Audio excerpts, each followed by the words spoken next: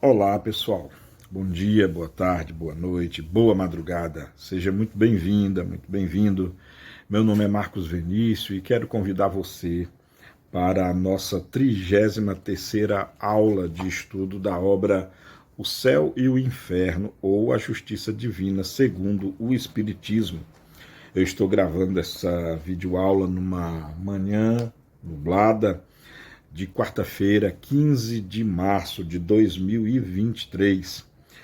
Já entrando no assunto, sem mais delongas, hoje nós abordaremos o capítulo 10, né, do livro Céu e o Inferno, que se intitula Intervenção dos Demônios nas Modernas Manifestações. De cara, eu convido você a ler o texto na íntegra, tá?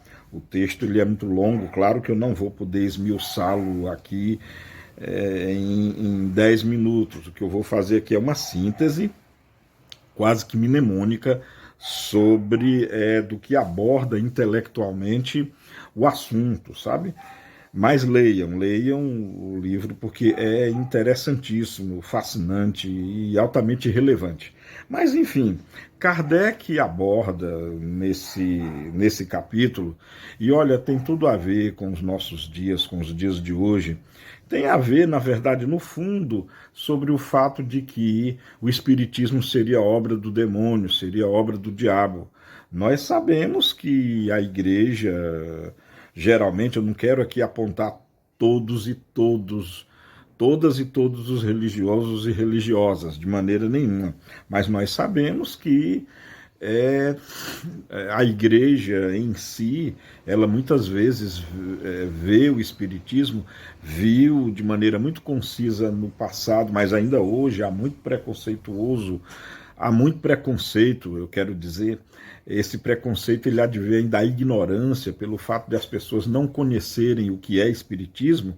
Então muitas pessoas de fé, né, de religião, apontam o espiritismo como sendo obra do diabo, como sendo o demônio. E aí Kardec, ao longo desse capítulo, ele começa já no início, lá nos itens 1, 2, e deixa eu consultar aqui, 1, 2, 3, 4, até o item 5 e o 6 do capítulo 10, ele analisa um pouco a filosofia da igreja, no sentido de ela colocar o espiritismo como sendo obra do demônio, e as conclusões são muito interessantes. Já no começo, Kardec, ele analisando, como sempre, de maneira muito lógica, né, ele já coloca algumas coisas assim que eu chamo de comida para o cérebro, sabe? Aquelas informações que nos fazem pensar. Por exemplo, na fé católica, e ele ainda cita aqui, né, Allan Kardec, o documento no qual a igreja baseia essas suas observações e essas suas conclusões.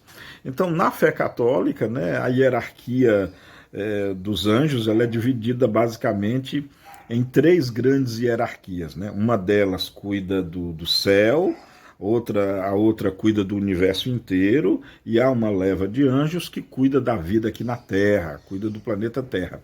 Essa leva de anjos, né, que cuidariam aqui da Terra, um terço, a terceira parte dessa leva de anjos foi que decaiu junto lá com Lúcifer.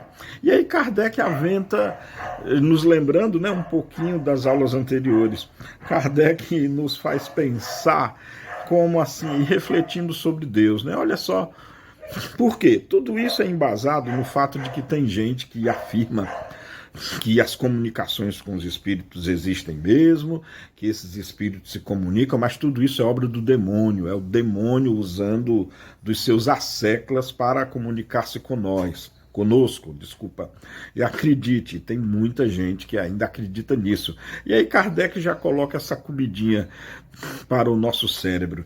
Interessante, Deus permitiu que uma fração dos espíritos decaídos tenham o poder de revelar, de se comunicar, de fazer todas as manifestações para conosco, mas não permitiu aos anjos bons, em contra-atacar isso, não permitiu aos anjos bons de, da mesma forma, entrarem em contato, da mesma forma estarem conosco, nos auxiliando. Então, muito interessante esse raciocínio que o Kardec nos coloca aqui. É interessante você ler aqui no livro. Outra conclusão interessante que Kardec aqui nos mostra, e acho que todos nós também já podemos chegar facilmente a essa conclusão, é interessante, é que o Espiritismo, que para muitos é obra do demônio, mas é interessante, por causa da doutrina espírita, outra comidinha, outra comida, outro alimento para o cérebro, para os nossos raciocínios. Principalmente se porventura tiver alguém assistindo esse vídeo e com muito respeito a você que é de outra crença, mas para aqueles e aquelas que ainda acham que o Espiritismo é obra do demônio, Kardec nos lembra uma coisa muito interessante.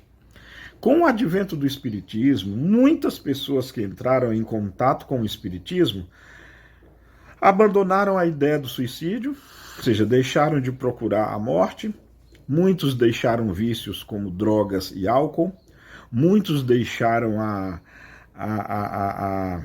inércia, ou seja, a preguiça, e voltaram ao trabalho, muitos passaram a ver a vida com muito mais otimismo, muitos e muitas aprenderam o valor do perdão, o valor do amor, o valor do respeito para com o próximo. E olha, muitos e muitas mesmo passaram a enxergar nas palavras de Jesus algo muito mais lógico, algo muito mais sincero.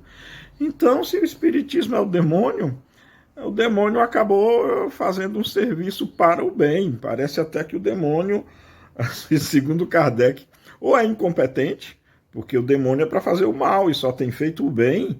No caso do Espiritismo, visto como obra do demônio, o demônio só fez o bem, então ou ele é burro, estúpido, ou talvez até o demônio mudou de lado e passou a ficar do bem também.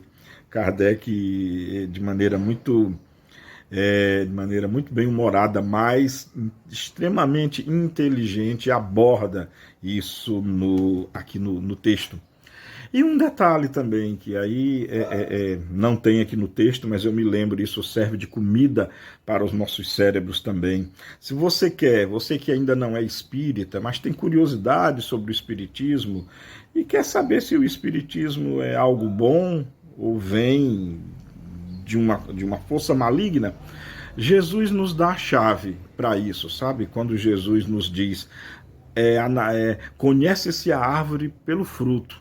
Veja aí os frutos que o Espiritismo tem cedido à sociedade humana, à civilização humana. Bom, e para terminarmos, né, tem uma coisa muito interessante que Kardec nos lembra, está no item 8. No item 8, aqui do capítulo 10, para aqueles e aquelas que ainda acham que comunicações mediúnicas, visões, isso é coisa do demônio. Olha só, Kardec nos lembra uma coisa que está lá no Atos dos Apóstolos, no capítulo 2, versículos 17 e 18. Kardec explica o seguinte, qual é, pois, depois disso, o valor destas palavras do Evangelho? Derramarei do meu espírito sobre toda a carne. Vossos filhos e vossas filhas profetizarão. As pessoas jovens terão visões e os velhos terão sonhos. Naqueles dias derramarei do meu espírito sobre meus servos e sobre minhas servas, e eles profetizarão. Repetindo, Atos dos Apóstolos, capítulo 2, versículo 17 e 18. Então, o que dizer das manifestações mediúnicas? Eu sei que se você não for espírita, ou se você tiver profundas dúvidas, você vai dizer, ei, pera lá, calma, muita calma nessa hora. Moisés proibiu a comunicação com os mortos. Quanto a isso, aguardem a próxima aula, que é exatamente sobre isso de que trataremos. Beijo no coração, muita paz e bem, amemo-nos como Jesus nos amou. Tchau.